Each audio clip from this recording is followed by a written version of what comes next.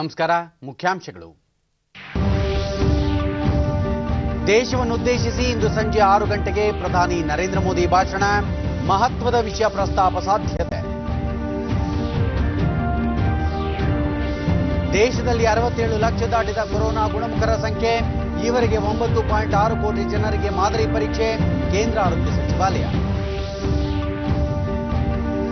ರಾಜ್ಯಾದ್ಯಂತ ವಸತಿ ರಹಿತರನ್ನು ಗುರುತಿಸಲು ಸಮೀಕ್ಷೆ. ಎಲ್ಲರಿಗೂ ಸೂರು ಸರ್ಕಾರದ ಧ್ಯೇಯ. ಬಿಎಸ್ ಯಡಿಯೂರಪ್ಪ. ರಾಜ್ಯದಲ್ಲಿ ಮುಖ್ಯಮಂತ್ರಿ ಬದಲಾವಣೆ ಅಪ್ರಸ್ತುತ. ಉಪಚುನಾವಣೆಯಲ್ಲಿ ಬಿಜೆಪಿ ಅಭ್ಯರ್ಥಿಗಳಿಗೆ ಜಯ. ಡಾಕ್ಟರ್ ಸಿಎನ್ ಅಶ್ವತ್ಥನಾರಾಯಣ ವಿಶ್ವಾಸ.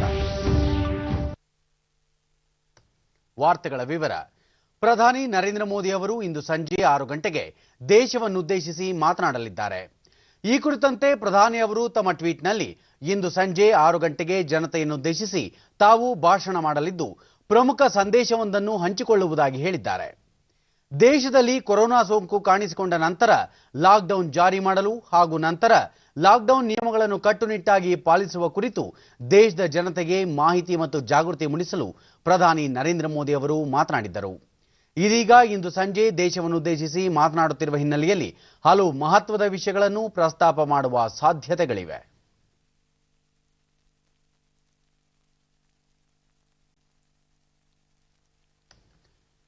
ದೇಶದಲ್ಲಿ ಕೊರೋನಾ ಸೋಂಕಿನಿಂದ ಗುಣಮುಖರಾದವರ ಸಂಖ್ಯೆ 67 ಲಕ್ಷ ದಾಟಿದ್ದು ಇದು ವಿಶ್ವದಲ್ಲೇ ಅತಿ ಹೆಚ್ಚಿನ ಪ್ರಮಾಣವಾಗಿದೆ ಎಂದು ಕೇಂದ್ರ ಆರೋಗ್ಯ ಸಚಿವಾಲಯದ ಕಾರ್ಯದರ್ಶಿ ರಾಜೇಶ್ ಭೂಷಣ್ ತಿಳಿಸಿದ್ದಾರೆ. ದೆಹಲಿಯಲ್ಲಿಂದು ಅವರು ಈವರೆಗೆ ದೇಶದಲ್ಲಿ 9.6 ಕೋಟಿಗೂ ಅಧಿಕ ಜನರಿಗೆ ಕೊರೋನಾ ಸೋಂಕು ಮಾದರಿ ಪರೀಕ್ಷೆ ನಡೆಸಲಾಗಿದ್ದು ಇದರೊಂದಿಗೆ ಭಾರತ ವಿಶ್ವದಲ್ಲೇ 2ನೇ ಸ್ಥಾನದಲ್ಲಿದೆ. ಇತ್ತೀಚಿನ ದಿನಗಳಲ್ಲಿ ಸಕ್ರಿಯ ಪ್ರಕರಣಗಳ ಸಂಖ್ಯೆ ದಿನದಿಂದ ದಿನಕ್ಕೆ ಕಡಿಮೆಯಾಗುತ್ತಿದೆ ಎಂದರು. ಸದ್ಯ ದೇಶದಲ್ಲಿ ದೃಢಪಟ್ಟ ಪ್ರಕರಣಗಳ ಸರಾಸರಿ 7.9%ರಷ್ಟಿದೆ. ಇದರ ವಾರದ ಸರಾಸರಿ 6%ರಷ್ಟಿದ್ದು ದೈನಂದಿನ ದೃಢಪಟ್ಟ ಪ್ರಕರಣಗಳ ಸಂಖ್ಯೆ 4.5%ರಷ್ಟಿದೆ. ಒಟ್ಟಾರೆ ಸಕ್ರಿಯ ಪ್ರಕರಣಗಳ ಸಂಖ್ಯೆ 9.8%ರಷ್ಟಿದೆ ಎಂದು ಅವರು ತಿಳಿಸಿದರು.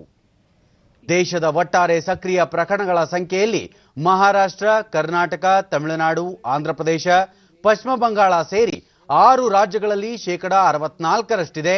ದೇಶದಲ್ಲಿ ಆಕ್ಸಿಜನ್ ಕೊರತೆ ಇಲ್ಲ ಎಂದು ಅವರು ಸ್ಪಷ್ಟಪಡಿಸಿದರು. अगर आज सुबह का देखें तो 5.9 था, तो इसमें भी भारी गिरावट हुई है. और यदि दैनिक पॉजिटिविटी रेट देखें तो ये 4.5% है. ये तब हो रहा है जबकि क्यूमुलेटिव टेस्ट तो बढ़े 9 करोड़ 60 लाख हो गए हैं और औसतन जो हम प्रतिदिन टेस्ट कर रहे हैं अगर पिछले सप्ताह के आंकड़ों के आधार पर देखें तो वो 10,24,000 टेस्ट हम प्रतिदिन पिछले सप्ताह हमने किए. उससे पिछले सप्ताह का देखें तो वो कुछ और अधिक हमने प्रतिदिन किए थे, लगभग 11 लाख के करीब किए थे. और यदि हम देखते हैं कि कुल केसेस में से एक्टिव केसेस कितने हैं तो वो केवल 9.8% हैं. ये वो केसेस हैं जो कि अस्पतालों में हैं या होम आइसोलेशन में हैं, तो इनकी संख्या भी लगातार घट रही है. ರಾಜ್ಯದಲ್ಲಿ ಯಾರೊಬ್ಬರೂ ವಸತಿ ರಹಿತರಾಗಿರಬಾರದು ಎಂಬುದು ತಮ್ಮ ಸರ್ಕಾರದ ಉದ್ದೇಶವಾಗಿದ್ದು ಅದಕ್ಕಾಗಿ ರಾಜ್ಯಾದ್ಯಂತ ವಸತಿ ರಹಿತರನ್ನು ಗುರುತಿಸಲು ಸಮೀಕ್ಷೆ ನಡೆಸಲಾಗುತ್ತಿದೆ ಎಂದು ಮುಖ್ಯಮಂತ್ರಿ ಬಿಎಸ್ ಯಡಿಯೂರಪ್ಪ ಹೇಳಿದ್ದಾರೆ. ಅವರು ಶಿವಮೊಗ್ಗದ ಶಿಕಾರಿಪುರದಲ್ಲಿಂದು ಆಯೋಜಿಸಲಾಗಿದ್ದ ಕಾರ್ಯಕ್ರಮದಲ್ಲಿ ನಾನಾ ಯೋಜನೆಗಳ ಫಲಾನುಭವಿಗಳಿಗೆ ಸೌಲಭ್ಯ ವಿತರಿಸಿ ಮಾತನಾಡಿದರು. ವಸತಿ ರಹಿತರಿಗೆ ನಿವೇಶನ ಮಂಜೂರು ಮಾಡುವುದು, ಮನೆಗಳನ್ನು ನಿರ್ಮಿಸಿಕೊಡುವುದು ಸೇರಿದಂತೆ ಹಲವು ಕ್ರಮಗಳನ್ನು ಸರ್ಕಾರ ಕೈಗೊಳ್ಳಲು ಉದ್ದೇಶಿಸಿದೆ ಎಂದು ಹೇಳಿದರು. ಉತ್ತರ ಕರ್ನಾಟಕದ ನೆರೆ ಪರಿಸ್ಥಿತಿ ಕುರಿತಂತೆ ಪ್ರತಿಕ್ರಿಯಿಸಿದ ಅವರು ನಾಳೆ ಆ ಭಾಗದಲ್ಲಿ ಖುದ್ದು ಸಮೀಕ್ಷೆ ನಡೆಸಿ ಪರಿಸ್ಥಿತಿಯನ್ನು ಅವಲೋಕಿಸಲಿದ್ದೇನೆ. ಜಿಲ್ಲಾಡಳಿತದಿಂದ ರಕ್ಷಣಾ ಹಾಗೂ ಪರಿಹಾರ ಕಾರ್ಯ ಸಮರೋಪಾದಿಯಲ್ಲಿ ಸಾಗಿದೆ. ಯಾರೊಬ್ಬರೂ ಆತಂಕ ಪಡಬೇಕಾಗಿಲ್ಲ ಎಂದು ಹೇಳಿದರು.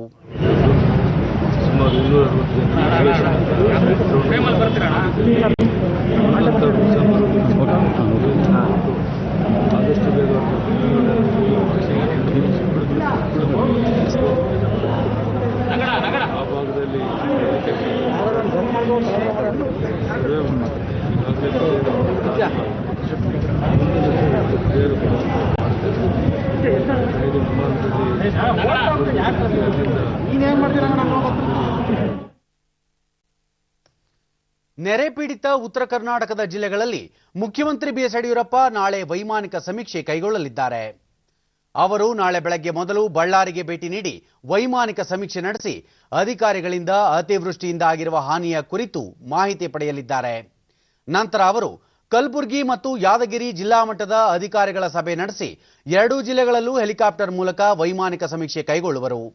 ತದನಂತರ ವಿಜಯಪುರ ಜಿಲ್ಲೆಯಲ್ಲಿ ವೈಮಾನಿಕ ಸಮೀಕ್ಷೆ ನಡೆಸಿ ಪರಿಸ್ಥಿತಿಯನ್ನು ಖುದ್ದು ಅವಲೋಕಿಸುವರು.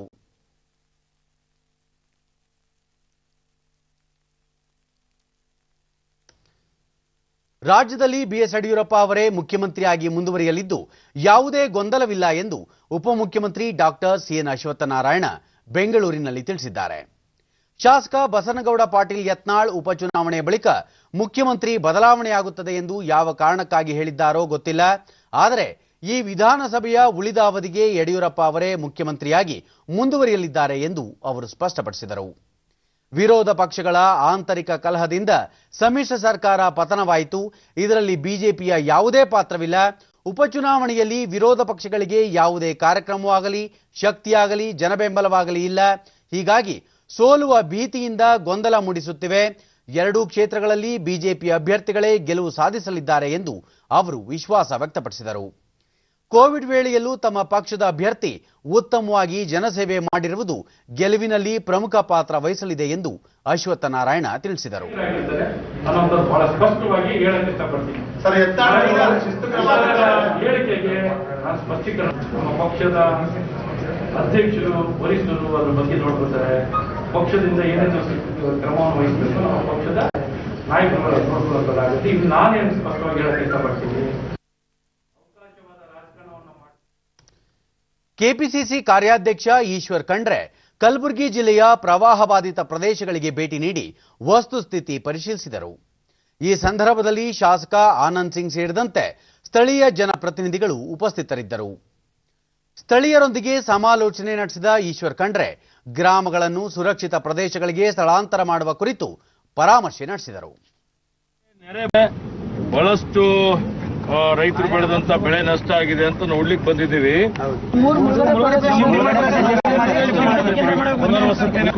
ಎಲ್ಲ ಒಂದ್ ವೇಳೆ ಪುನರ್ವಸತಿ ಮಾಡಿದ್ರೆ ಈಗ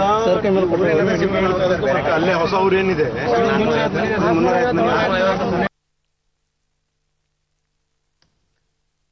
ಅಸ್ಸಾಂನಲ್ಲಿ ದೇಶದ ಮೊದಲ ಬಹುಮಾದರಿಯ ಲಾಜಿಸ್ಟಿಕ್ ಪಾರ್ಕ್ಗೆ ಕೇಂದ್ರ ಭೂ ಸಾರಿಗೆ ಮತ್ತು ಹೆದ್ದಾರಿ ಖಾತೆ ಸಚಿವ ನಿತಿನ್ ಗಡ್ಕರಿ ಇಂದು ವಿಡಿಯೋ ಕಾನ್ಫರೆನ್ಸ್ ಮೂಲಕ ಶಂಕುಸ್ಥಾಪನೆ ನೆರವೇರಿಸಿದರು.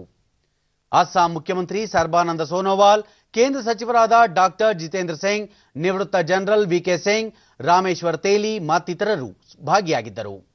ನಿತಿನ್ ಗಡ್ಕರಿ, ರಾಜ್ಯದಲ್ಲಿ ಮೂಲಸೌಕರ್ಯ ಅಭಿವೃದ್ಧಿಗೆ ಅನೇಕ ಕ್ರಮಗಳನ್ನು ಕೈಗೊಳ್ಳಲಾಗಿದೆ. ಲಾಜಿಸ್ಟಿಕ್ ಪಾರ್ಕ್ ನಿರ್ಮಾಣದಿಂದ ಈ ಭಾಗದಲ್ಲಿ 20 ಲಕ್ಷಕ್ಕೂ ಅಧಿಕ ನೇರ ಮತ್ತು ಪರೋಕ್ಷ ಉದ್ಯೋಗಾವಕಾಶಗಳು ಸೃಷ್ಟಿಯಾಗಲಿವೆ. ಬೊಂಗೈಗಾಂವ್ನಲ್ಲಿ ನಿರ್ಮಾಣಗೊಳ್ಳಲಿರುವ 700 ಕೋಟಿ ರೂಪಾಯಿ ವೆಚ್ಚದ ಈ ಪಾರ್ಕ್ ಅಸ್ಸಾಂ ಮತ್ತು ಇತರ ಈಶಾನ್ಯ ಭಾಗಗಳ ಜನರಿಗೆ ವೈಮಾನಿಕ, ರಸ್ತೆ ಮತ್ತು ಜಲಮಾರ್ಗಗಳಿಗೆ ನೇರ ಸಂಪರ್ಕ ಒದಗಿಸಲಿದೆ ಎಂದರು.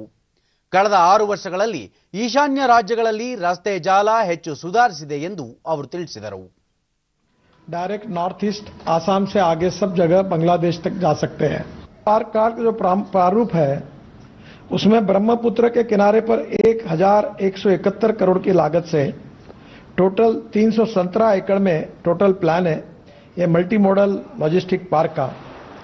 इसमें से 50 एकड़ में इनलैंड वाटर का टर्मिनल बनने वाला है और ये जो मल्टी मॉडल लॉजिस्टिक पार्क का पहले चरण जो है वो अभी हम कर रहे हैं. ये काम 2023 तक पूरा करने का लक्ष्य रखा गया है. लॉजिस्टिक पार्क बनाने का काम 2 चरणों में होगा. 280 करोड़ का काम अवार्ड हो गया है. 171 करोड़ रुपए का काम सड़क निर्माण का अवार्ड हो गया है. 87 करोड़ रुपए के स्ट्रक्चर बनाने का काम अवार्ड हो गया है और 23 करोड़ रुपए रेल लाइन निर्माण का कार्य भी अवार्ड हुआ है. नवंबर 2020 से काम शुरू हो जाएगा. ಸಿಎಸ್ಐಆರ್ ಅಭಿವೃದ್ಧಿಪಡಿಸಿರುವ ಕೋವಿಡ್-19 ಸಾಂಕ್ರಾಮಿಕ ರೋಗಕ್ಕೆ ಲಸಿಕೆ ಪ್ರಯೋಗಗಳ ಸ್ಥಿತಿ ಕುರಿತು ಮಾಹಿತಿ ನೀಡುವ ಕ್ಯೂರ್ಡ್ ವೆಬ್ ಪೋರ್ಟಲ್ಗೆ ಕೇಂದ್ರ ಆರೋಗ್ಯ ಮತ್ತು ಕುಟುಂಬ ಕಲ್ಯಾಣ ಸಚಿವ ಡಾಕ್ಟರ್ ಹರ್ಷವರ್ಧನ್ ಇಂದು ಚಾಲನೆ ನೀಡಿದ್ದಾರೆ. ಈ ಪೋರ್ಟಲ್ನಲ್ಲಿ ಗುಣಮುಖರಾದವರ ಬಗ್ಗೆಯೂ ಮಾಹಿತಿ ದೊರೆಯಲಿದೆ. ಡಾಕ್ಟರ್ ಹರ್ಷವರ್ಧನ್ ಈ ಪೋರ್ಟಲ್ನಿಂದ ಜನರಿಗೆ ಲಸಿಕೆಗಳ ಸಂಶೋಧನೆಯಲ್ಲಿನ ಪ್ರಗತಿಯ ಬಗ್ಗೆ ತಿಳಿಯಲಿದೆ. ಸಿಎಸ್ಐಆರ್ ಸುಮಾರು 25 ಲಸಿಕೆಗಳನ್ನು ಅಭಿವೃದ್ಧಿಪಡಿಸಿ ಪ್ರಯೋಗ ನಡೆಸುತ್ತಿದೆ. ಇವು ವಿವಿಧ ಹಂತಗಳಲ್ಲಿದ್ದು ರೋಗಿಗಳಿಗೆ ಪರಿಣಾಮಕಾರಿಯಾಗಿ ಅಭಿವೃದ್ಧಿಗೊಂಡ ನಂತರವೇ ಮಾರುಕಟ್ಟೆಗೆ ಬಿಡುಗಡೆ ಮಾಡಲಾಗುವುದು ಎಂದರು. ಕೋವಿಡ್ ವಿರುದ್ಧದ ಹೋರಾಟದಲ್ಲಿ ಸರ್ಕಾರಗಳು ಮಾತ್ರವಲ್ಲದೆ ಸಮಾಜ, ವೈದ್ಯಕೀಯ ಸಮುದಾಯ, ಕಾರ್ಪೊರೇಟ್ ಉದ್ಯಮಗಳು ಸೇರಿದಂತೆ ಎಲ್ಲರೂ ಒಟ್ಟಾಗಿ ತೊಡಗಿರುವುದರಿಂದ ಈ ಪ್ರಯತ್ನಗಳು ಯಶಸ್ವಿಯಾಗುತ್ತಿವೆ. ಕೋವಿಡ್ ಕುರಿತು ಅಂತಾರಾಷ್ಟ್ರೀಯ ವಿಜ್ಞಾನ ಉತ್ಸವವನ್ನು ಡಿಸೆಂಬರ್ನಲ್ಲಿ ಆಯೋಜಿಸಲಾಗುವುದು ಎಂದು ಹೇಳಿದರು. डॉक्टर्स और हेल्थ वर्कर्स के साथ साथ जो साइंटिफिक कम्युनिटी है उसने बहुत बेहतरीन काम किया और पहले ही दिन से देश के सभी वैज्ञानिक भी कोविड के खिलाफ जंग को मजबूत बनाने में लग गए. उसी श्रृंखला में हमारी जो प्रतिष्ठित संस्था CSIR है उसने भी अपनी साइंस लेबोरेटरीज में अपने वैज्ञानिकों के माध्यम से बहुत सारे काम किए, चाहे वो नए इक्विपमेंट्स को डेवलप करना हो, वेंटिलेटर्स जैसे, चाहे वो नए किट्स को डेवलप करना हो. ಗ್ರಾಮೀಣ ಆರ್ಥಿಕತೆ ವೃದ್ಧಿಗೆ ಉಕ್ಕು ಬಳಕೆ ಉತ್ತೇಜಿಸುವ ಕುರಿತಂತೆ ಕೇಂದ್ರ ಉಕ್ಕು ಸಚಿವಾಲಯ ಮತ್ತು ಭಾರತೀಯ ಕೈಗಾರಿಕಾ ಒಕ್ಕೂಟ ಹಾಗೂ ಇಂದು ವೆಬಿನಾರ್ ಗೋಷ್ಠಿ ಆಯೋಜಿಸಿದವು. ಕೇಂದ್ರ ಕೃಷಿ ಮತ್ತು ಗ್ರಾಮೀಣಾಭಿವೃದ್ಧಿ ಸಚಿವ ನರೇಂದ್ರ ಸಿಂಗ್ ತೋಮರ್, ಪೆಟ್ರೋಲಿಯಂ ಮತ್ತು ನೈಸರ್ಗಿಕ ಅನಿಲ ಸಚಿವ ಧರ್ಮೇಂದ್ರ ಪ್ರಧಾನ್, ಉಕ್ಕು ಖಾತೆ ರಾಜ್ಯ ಸಚಿವ ಫಂಗನ್ ಸಿಂಗ್ ಕುಲಾಸ್ತೆ ಸಭೆಯಲ್ಲಿ ಭಾಗವಹಿಸಿದ್ದರು. ಗ್ರಾಮೀಣ ಆರ್ಥಿಕತೆ, ಕೃಷಿ, ಹೈನೋದ್ಯಮ ಮತ್ತು ಆಹಾರ ಸಂಸ್ಕರಣೆ ವಲಯಗಳಲ್ಲಿ ಉಕ್ಕು ಬಳಕೆ ಹೆಚ್ಚಿಸಿ ಆತ್ಮನಿರ್ಭರ ಭಾರತ ಅಭಿಯಾನವನ್ನು ಯಶಸ್ವಿಯಾಗಿಸುವ ಗುರಿಯೊಂದಿಗೆ ಈ ಸಭೆಯನ್ನು ಆಯೋಜಿಸಲಾಗಿತ್ತು. ಗ್ರಾಮೀಣ ಭಾಗದಲ್ಲಿ ಸದ್ಯದ ಹಾಗೂ ಭವಿಷ್ಯದ ಉಕ್ಕು ಅಗತ್ಯತೆ ಮತ್ತು ಉಕ್ಕಿನ ಪ್ರಯೋಜನಗಳ ಬಗ್ಗೆ ಜಾಗೃತಿ ಮೂಡಿಸುವುದು ಸಭೆಯ ಉದ್ದೇಶವಾಗಿದೆ. ನರೇಂದ್ರ ಸಿಂಗ್ ತೋಮರ್, ಗ್ರಾಮೀಣ ಭಾಗದಲ್ಲಿ ಉಕ್ಕು ಅಗತ್ಯತೆಯನ್ನು ಪೂರೈಸಲು ಸರ್ಕಾರ ಬದ್ಧವಿದೆ. ಪ್ರಧಾನಮಂತ್ರಿ ಅವರು ಘೋಷಿಸಿರುವ 1 ಲಕ್ಷ ಕೋಟಿ ರೂಪಾಯಿ ಕೃಷಿ ಮೂಲಸೌಕರ್ಯ ನಿಧಿಯ ಮೂಲಕ ಶೈತ್ಯಾಗಾರಗಳು, ಮಂಡಿಗಳು ಸೇರಿದಂತೆ ಕೃಷಿ ಮೂಲಸೌಕರ್ಯ ಯೋಜನೆಗಳು ಜಾರಿಗೊಳ್ಳುತ್ತಿವೆ. ಈ ಮೂಲಕ ಉಕ್ಕು ಬಳಕೆಯೂ ಹೆಚ್ಚಾಗುತ್ತಿದೆ ಎಂದರು. इस्पात का उत्पादन बढ़े, उत्पादन अच्छी गुणवत्ता का हो, लेकिन साथ ही साथ इस्पात की खपत बढ़ाना यह भी हमारे मुख्य कर्तव्यों में से एक है. मुझे ध्यान है कि जब मैं इस्पात में था, ಧರ್ಮೇಂದ್ರ ಪ್ರಧಾನ್, ಕೃಷಿ ಮೂಲಸೌಕರ್ಯ ನಿಧಿಯಿಂದ ಪೆಟ್ರೋಲಿಯಂ ಮತ್ತು ನೈಸರ್ಗಿಕ ಅನಿಲ ಸಚಿವಾಲಯ ಅನೇಕ ಯೋಜನೆಗಳನ್ನು ಕೈಗೆತ್ತಿಕೊಂಡಿದೆ. ವಿವಿಧ ವಲಯಗಳನ್ನು ಆದ್ಯತಾ ವಲಯಗಳನ್ನಾಗಿ ಪರಿಗಣಿಸಿದೆ. ದೇಶಾದ್ಯಂತ ಸುಮಾರು 5,000 ಜೈವಿಕ ಅನಿಲ ಸ್ಥಾವರಗಳ ನಿರ್ಮಾಣ ಮತ್ತು ಅಕ್ಕಿಯಿಂದ ಎಥನಾಲ್ ಉತ್ಪಾದನೆಗೆ ಕ್ರಮಗಳನ್ನು ತೆಗೆದುಕೊಳ್ಳಲಾಗಿದೆ ಎಂದರು. 2020-21ನೇ ಸಾಲಿನ ಮುಂಗಾರು ಮಾರುಕಟ್ಟೆ ಹಂಗಾಮಿನಲ್ಲಿ ಭತ್ತ ಖರೀದಿ ಪ್ರಕ್ರಿಯೆ ಸುಗಮವಾಗಿ ಸಾಗಿದ್ದು ಈವರೆಗೆ 7.9 ಲಕ್ಷ ಮೆಟ್ರಿಕ್ ಟನ್ ಭತ್ತ ಖರೀದಿಸಲಾಗಿದೆ. ಪಂಜಾಬ್, ಹರಿಯಾಣ, ಉತ್ತರ ಪ್ರದೇಶ, ತಮಿಳುನಾಡು, ಉತ್ತರಾಖಂಡ್, ಜಾರ್ಖಂಡ್, ಜಮ್ಮು ಮತ್ತು ಕಾಶ್ಮೀರ ಹಾಗೂ ಕೇರಳ ರಾಜ್ಯಗಳಿಂದ ಸುಮಾರು 7.82 ಲಕ್ಷ ರೈತರಿಂದ ಭತ್ತ ಖರೀದಿಸಲಾಗಿದೆ ಎಂದು ಆಹಾರ ಮತ್ತು ನಾಗರಿಕ ಪೂರೈಕೆ ಸಚಿವಾಲಯ ತಿಳಿಸಿದೆ. ಅಲ್ಲದೆ 761 ಮೆಟ್ರಿಕ್ ಟನ್ ಹೆಸರು ಮತ್ತು ಉದ್ದನ್ನು ಕನಿಷ್ಠ ಬೆಂಬಲ ಬೆಲೆಯಡಿ ಖರೀದಿಸಲಾಗಿದೆ. ಇದರಿಂದ 735 ರೈತರಿಗೆ 5.48 ಕೋಟಿ ರೂಪಾಯಿ ಕನಿಷ್ಠ ಬೆಂಬಲ ಬೆಲೆ ಸಂದಾಯವಾಗಿದೆ. ಅದೇ ರೀತಿ ಕರ್ನಾಟಕ, ತಮಿಳುನಾಡಿನ 3,961 ರೈತರಿಂದ 52.4 ಕೋಟಿ ರೂಪಾಯಿ ಮೌಲ್ಯದ 89 ಮೆಟ್ರಿಕ್ ಟನ್ ಕೊಬ್ಬರಿ ಖರೀದಿಸಲಾಗಿದೆ. ಕೋವಿಡ್-19 ಸಾಂಕ್ರಾಮಿಕದ ನಡುವೆಯೂ ದೇಶದಲ್ಲಿ ಪ್ರಸಕ್ತ ಹಣಕಾಸು ವರ್ಷದ ಮೊದಲ 5 ತಿಂಗಳಲ್ಲಿ ಕೃಷಿ ರಫ್ತು ಪ್ರಮಾಣ 14.8% ಹೆಚ್ಚಳವಾಗಿದೆ. ಪ್ರಸಕ್ತ ಸಾಲಿನಲ್ಲಿ ಏಪ್ರಿಲ್ನಿಂದ ಆಗಸ್ಟ್ ವರೆಗೆ 53,000 ಕೋಟಿ ರೂಪಾಯಿ ಮೌಲ್ಯದ ಕೃಷಿ ಉತ್ಪನ್ನಗಳನ್ನು ರಫ್ತು ಮಾಡಲಾಗಿದೆ. ಕಳೆದ ವರ್ಷದ ಇದೇ ಅವಧಿಗೆ ಹೋಲಿಸಿದರೆ 15% ವೃದ್ಧಿಯಾಗಿದೆ. ಭತ್ತ, ಗೋಧಿ ಮತ್ತು ಸಕ್ಕರೆ ಅಧಿಕ ಪ್ರಮಾಣದಲ್ಲಿ ರಫ್ತು ಮಾಡಲಾಗುತ್ತಿದ್ದು ಇದರಿಂದ ರೈತರಿಗೆ ಅನುಕೂಲವಾಗಿದೆ. ಬಾಸುಮತಿ ಅಕ್ಕಿ, ಬೇಳೆಕಾಳುಗಳು ಸಹ ಹೆಚ್ಚಿನ ಪ್ರಮಾಣದಲ್ಲಿ ರಫ್ತಾಗಿದ್ದು ಬಾಸುಮತಿಯೇತರ ಅಕ್ಕಿ ರಫ್ತು ಪ್ರಮಾಣ 91.3% ಏರಿಕೆಯಾಗಿದೆ.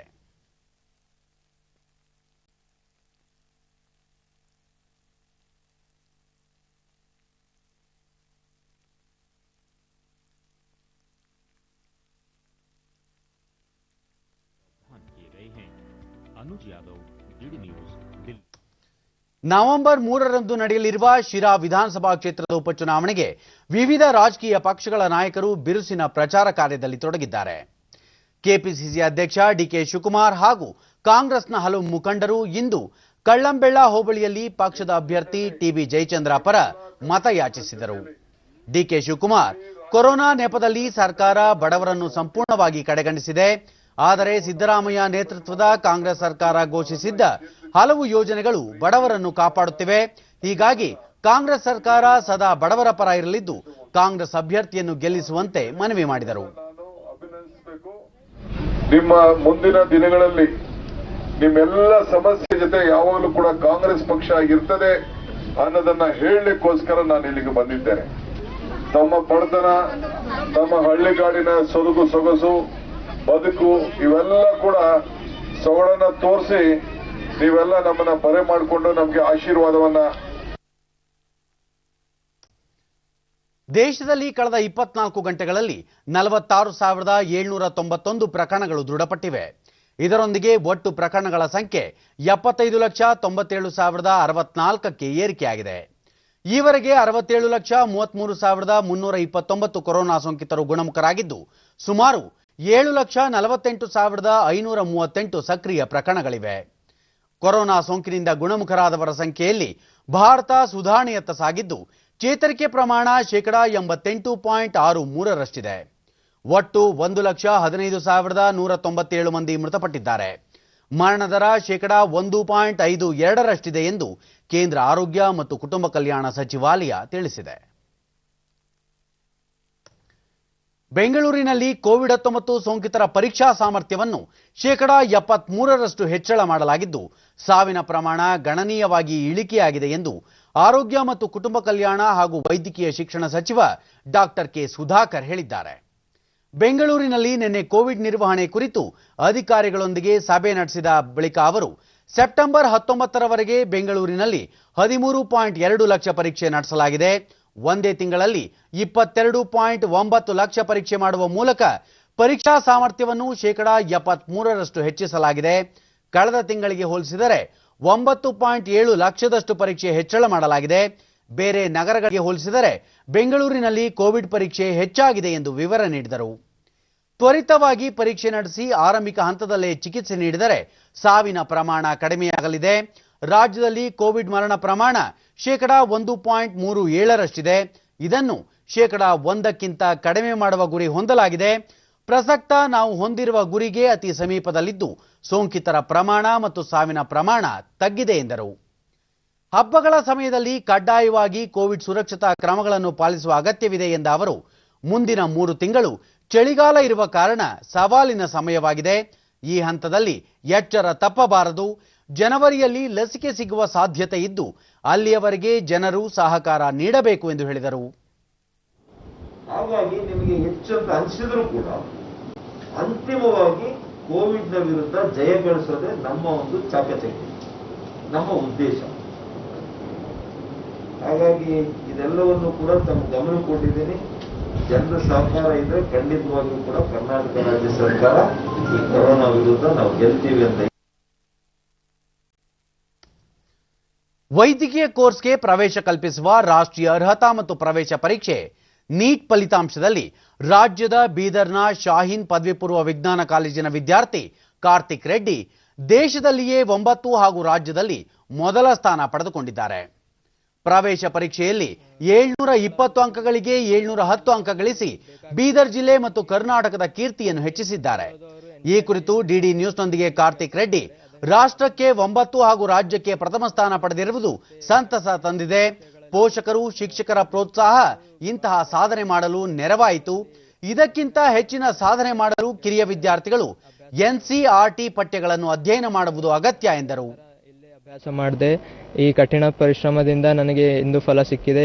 ರಾಷ್ಟ್ರ ಮಟ್ಟದಲ್ಲಿ 9ನೇ ರ್ಯಾಂಕ್ ಬಂದಿದೆ. ನಮ್ಮ ಟೀಚರ್ಸ್ನವರು ಎಲ್ಲ ಬಹಳ ಸಪೋರ್ಟ್ ಮಾಡಿದ್ರು. ಶಾಹೀನ್ ಶಿಕ್ಷಣ ಸಂಸ್ಥೆಗೆ ತುಂಬಾ ಧನ್ಯವಾದ ಹೇಳ್ತೀನಿ. ಶಾಹೀನ್ ಶಿಕ್ಷಣ ಸಂಸ್ಥೆ ಅಧ್ಯಕ್ಷ ಡಾಕ್ಟರ್ ಅಬ್ದುಲ್ ಖದೀರ್ ತಮ್ಮ ಕಾಲೇಜಿನ ವಿದ್ಯಾರ್ಥಿ ರಾಜ್ಯಕ್ಕೆ ಪ್ರಥಮ ಸ್ಥಾನ ಗಳಿಸಿರುವುದು ಸಂತಸ ತಂದಿದೆ. ನೀಟ್ ನಂತರ ತಮ್ಮ ಸಂಸ್ಥೆಯ ಹೆಚ್ಚಿನ ವಿದ್ಯಾರ್ಥಿಗಳು ಸರ್ಕಾರಿ ಕೋಟಾದ ಉಚಿತ ವೈದ್ಯಕೀಯ ಸೀಟುಗಳನ್ನು ಪಡೆಯುತ್ತಿದ್ದಾರೆ. ವಿದ್ಯಾರ್ಥಿಗಳಿಗೆ ಎಲ್ಲಾ ರೀತಿಯ ಸೌಕರ್ಯ ಒದಗಿಸುತ್ತಿರುವ ಕಾರಣ ಇಂತಹ ಸಾಧನೆ ಮಾಡಲು ಸಾಧ್ಯವಾಗಿದೆ ಎಂದರು. उम्मीद कर रहे हैं लास्ट ईयर 327 सीट्स मिले थे. इस तरह कर्नाटका स्टेट के 8% सीट शाहीन के स्टूडेंट्स को मिल रहे हैं और हम ये कल्चर को इम्प्रूव करना चाहते हैं. हम एथिकल डॉक्टर बनाना चाहते हैं. गरीब बच्चों के, रूरल के बच्चों को, कन्नड़ा मीडियम के बच्चों को मौका दे रहे हैं, देना चाहते हैं. ऐसे बच्चे कहीं हैं तो उनको 100% स्कॉलरशिप तक मौका देकर उनकी सेवा करना चाहते हैं. ನಾಡಹಬ್ಬ ದಸರಾ ಅಂಗವಾಗಿ ಮೈಸೂರಿನ ಅರಮನೆ ಆವರಣದಲ್ಲಿ ಆಯೋಜಿಸಲಾಗಿರುವ ಸಾಂಸ್ಕೃತಿಕ ಕಾರ್ಯಕ್ರಮಗಳು ನೋಡುಗರ ಮನ ಸೆಳೆಯುತ್ತಿವೆ. ಕಾರ್ಯಕ್ರಮದ 3ನೇ ದಿನವಾದ ನಿನ್ನೆ ಬಾಲ ಪ್ರತಿಭೆ ರಾಹುಲ್ ವೆಲ್ಲಾಲ್ ಅವರ ಸುಮಧುರ ಗಾಯನ ಆಕರ್ಷಣೀಯವಾಗಿತ್ತು. ಬೆಂಗಳೂರಿನ ವಿದುಷಿ ಗೀತಾ ರಾಮಾನಂದ್ ಮತ್ತು ತಂಡ ಪಂಚವೀಣೆ ಗಾಯನ ಪ್ರಸ್ತುತಪಡಿಸಿತು.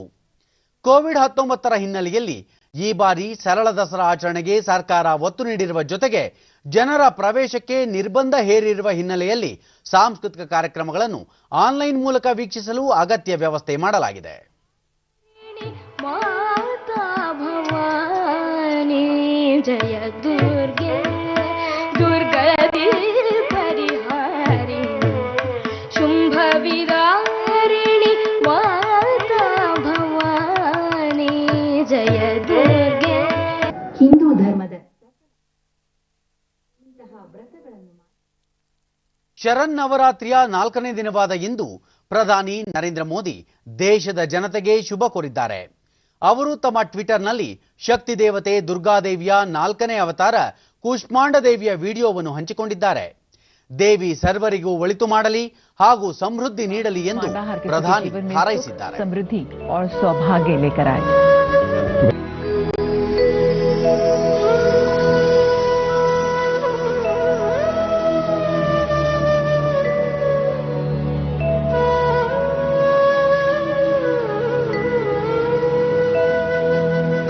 वन्दे वाञ्छित कामार्थे चन्द्रार्धकृत शेखरा वन्दे वाञ्छित कामार्थे चन्द्रार्धकृत शेखरा सिंहारू. ಬಿಹಾರ ವಿಧಾನಸಭೆಯ 3ನೇ ಹಂತದ ಚುನಾವಣೆಗೆ ನಾಮಪತ್ರ ಸಲ್ಲಿಕೆಗೆ ಇಂದು ಕೊನೆಯ ದಿನವಾಗಿದೆ.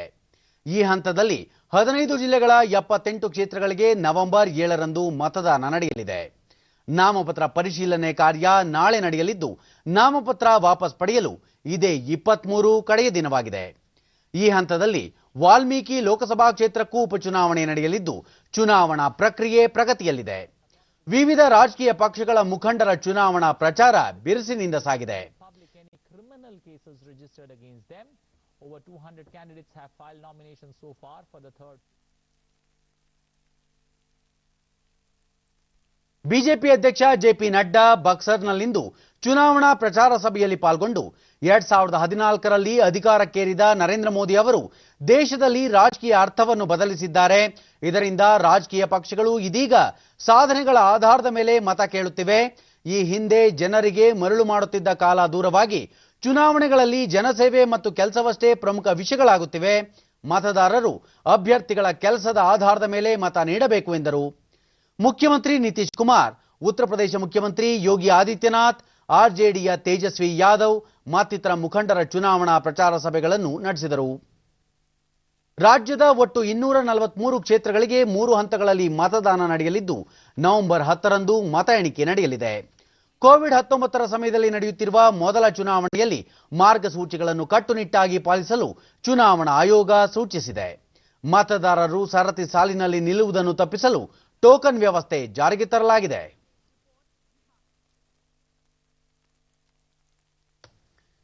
ಭಾರತೀಯ ಸೇನಾ ಮುಖ್ಯಸ್ಥ ಜನರಲ್ ಮನೋಜ್ ಮುಕುಂದ್ ನರವಣೆ ನಿನ್ನೆ ಅಂಬಾಲದ ದಂಡು ಪ್ರದೇಶಕ್ಕೆ ಭೇಟಿ ನೀಡಿ ಭದ್ರತಾ ಸ್ಥಿತಿಗತಿ ಕುರಿತು ಪರಾಮರ್ಶೆ ನಡೆಸಿದರು.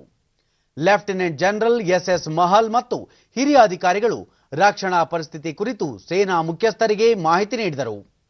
ಕೋವಿಡ್-19 ವಿರುದ್ಧದ ಹೋರಾಟದಲ್ಲಿ ನೆರವು ನೀಡುವ ಜೊತೆಗೆ ಉನ್ನತ ಮಟ್ಟದಲ್ಲಿ ಭದ್ರತಾ ಕ್ರಮಗಳ ವ್ಯವಸ್ಥೆ ಮಾಡಿರುವ ಅಧಿಕಾರಿಗಳ ಕ್ರಮಕ್ಕೆ ನರವಣೆ ಮೆಚ್ಚುಗೆ ವ್ಯಕ್ತಪಡಿಸಿದರು. ಅಲ್ಲದೆ ಭವಿಷ್ಯದಲ್ಲಿ ಯಾವುದೇ ರೀತಿಯ ಕಾರ್ಯಾಚರಣೆ ಸವಾಲುಗಳು ಎದುರಾದರೂ ಅವುಗಳನ್ನು ಹತ್ತಿಕ್ಕಲು ಸನ್ನದ್ಧರಾಗಬೇಕು ಮತ್ತು ಉತ್ಸಾಹದಿಂದ ಎದುರಿಸಲು ಕಾರ್ಯಯೋಜನೆ ಸಿದ್ಧಪಡಿಸಿಕೊಳ್ಳಬೇಕು ಎಂದು ಅವರು ಸೂಚಿಸಿದರು.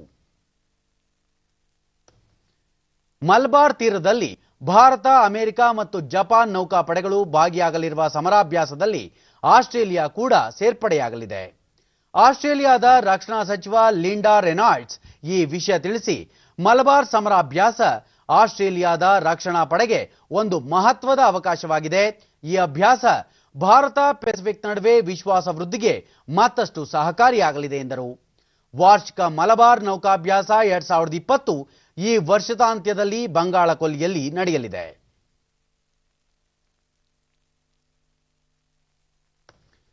ಕೇಂದ್ರ ಯುವಜನ ಮತ್ತು ಕ್ರೀಡಾ ಸಚಿವ ಕಿರಣ್ ರಿಜಿಜು ಇದೇ 23ರಿಂದ 25ರವರೆಗೆ ನಡೆಯಲಿರುವ ಬುಡಾಪೆಸ್ಟ್ ಗ್ರ್ಯಾಂಡ್ ಸ್ಲಾಮ್ನಲ್ಲಿ ಭಾಗವಹಿಸಲಿರುವ ಭಾರತೀಯ ಜೂಡೋ ತಂಡದ ಸದಸ್ಯರನ್ನು ನಿನ್ನೆ ಭೇಟಿ ಮಾಡಿ ಶುಭ ಕೋರಿದರು. ಒಲಿಂಪಿಕ್ ಅರ್ಹತಾ ಟೂರ್ನಿಯಾಗಿರುವ ಈ ಚಾಂಪಿಯನ್ಶಿಪ್ಗೆ 5 ಜೂಡೋಪಟುಗಳು ಹಾಗೂ ಓರ್ವ ಕೋಚ್ ಒಳಗೊಂಡ ಭಾರತ ತಂಡ ಹಂಗರಿಗೆ ತೆರಳಲಿದೆ. विदेशी दौरा है। इस टूर्नामेंट में लगभग 70 देश हिस्सा ले रहे हैं। खेल मंत्री किरेन रिजिजू ने इस टूर्नामेंट में अपनी दावेदारी पेश कर रहे टीम के सदस्यों और उनके कोच से मुलाकात की और उन्हें बेस्ट परफॉर्मेंस देने के लिए प्रेरित किया। ಜೂಡೋ ಆದ್ಯತೆಯ ಕ್ರೀಡೆಯಾಗಿದೆ. ಸರ್ಕಾರ ತರಬೇತಿ, ಸೌಕರ್ಯ ಮತ್ತು ಕೋಚ್ ಎರಡೂ ದೃಷ್ಟಿಯಿಂದಲೂ ಸಾಮರ್ಥ್ಯ ವೃದ್ಧಿಗೆ ಬದ್ಧವಾಗಿದೆ. 2024 ಮತ್ತು 2028ರ ಒಲಿಂಪಿಕ್ಸ್ಗೆ ಯುವ ಅಥ್ಲೆಟಿಕ್ ಪಟುಗಳನ್ನು ಸಜ್ಜುಗೊಳಿಸಲು ಅಗತ್ಯ ಬೆಂಬಲ ನೀಡಲಾಗುವುದು. ಅದಕ್ಕಾಗಿ ಸಮಗ್ರ ನೀಲನಕ್ಷೆ ರೂಪಿಸುವ ಕಾರ್ಯ ಪ್ರಗತಿಯಲ್ಲಿದೆ ಎಂದರು. We are giving them special treatment by providing all assistance, everything, whatever is required. Our players are very happy, but we want to do more. When they come back from Hungary after this, we'll try to provide more facilities and more support. अपने साथ juniors को ಆಟಗಾರರು ತಮ್ಮ ಅನಿಸಿಕೆ ಹಂಚಿಕೊಂಡರು. बहुत अच्छा, पहले से भी ज्यादा अच्छा करने की कोशिश करें और अच्छा ही होगा. हंगरी जा रहे हैं और बच्चे भी हंगरी हैं कोई परफॉर्म करने के लिए. काफी दिन के बाद लॉकडाउन में कुछ कंपटीशन वगैरह हुए नहीं है. अच्छी अपॉर्चुनिटी है उनके लिए और बहुत बड़ा कंपटीशन है. ये छोटा नहीं है. 70 कंट्रीज पार्टिसिपेट कर रही हैं उसमें. तो बच्चे कैसे करते हैं, they are going to do their best. इस टूर्नामेंट के लिए सरकार भारतीय टीम का पूरा खर्च उठा रही है. इस दल में 2 महिला और 3 पुरुष खिलाड़ी. ಕೊನೆಯಲ್ಲಿ ಮತ್ತೊಮ್ಮೆ ಮುಖ್ಯಾಂಶಗಳು. ದೇಶವನ್ನುದ್ದೇಶಿಸಿ ಇಂದು ಸಂಜೆ 6 ಗಂಟೆಗೆ ಪ್ರಧಾನಿ ನರೇಂದ್ರ ಮೋದಿ ಭಾಷಣ. ಮಹತ್ವದ ವಿಷಯ ಪ್ರಸ್ತಾಪ ಸಾಧ್ಯತೆ. ದೇಶದಲ್ಲಿ 67 ಲಕ್ಷ ದಾಟಿದ ಕೊರೋನಾ ಗುಣಮುಖರ ಸಂಖ್ಯೆ. ಈವರೆಗೆ 9.6 ಕೋಟಿ ಜನರಿಗೆ ಮಾದರಿ ಪರೀಕ್ಷೆ. ಕೇಂದ್ರ ಆರೋಗ್ಯ ಸಚಿವಾಲಯ. ರಾಜ್ಯಾದ್ಯಂತ ವಸತಿ ರಹಿತರನ್ನು ಗುರುತಿಸಲು ಸಮೀಕ್ಷೆ. ಎಲ್ಲರಿಗೂ ಸೂರು ಸರ್ಕಾರದ ಧ್ಯೇಯ. ಬಿಎಸ್ ಯಡಿಯೂರಪ್ಪ.